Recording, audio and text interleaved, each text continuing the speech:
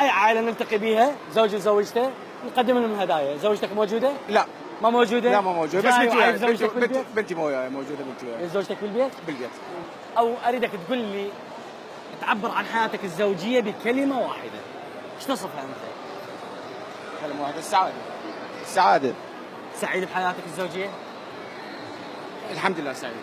شو تاخرت بالاجابه ليش؟ لا لا لا سعيد. سعيد؟ سعيد الحمد لله. اذا نقول كلمه واحده هي السعاده. السعاده موجوده؟ ان شاء الله. ان شاء الله يا رب يدوم. ان شاء الله. اكتب كلمه واحده تعبر عن حياتك مع زوجتك. مع زوجته؟ مع زوجتك. هاي صعبة. زين قلت له اوصف لي حياتك مع زوجتك بكلمه واحده.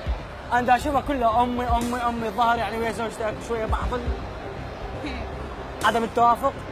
اي نعم، عدم التوافق. ليش؟ هو هذا اللي خلاها ما يجينا هنا المول؟ اي. ليش؟ لين مفصولة. مفصولين؟ نعم.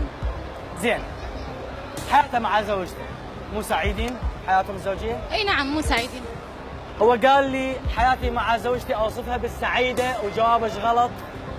طلعتوا منفصلين. تعال يمي يا ابو مريم، تعال يمي ما نزلت من المخرج. احكي لي، اعترف لي. اي. اذا ما تريد تعترف مو مشكله، عبرها. تريد تعترف لا لا؟ لا لا لا. ما تعترف ارجع لمكانك. تعال مريم، يعني ما يعترف مو سعيدين.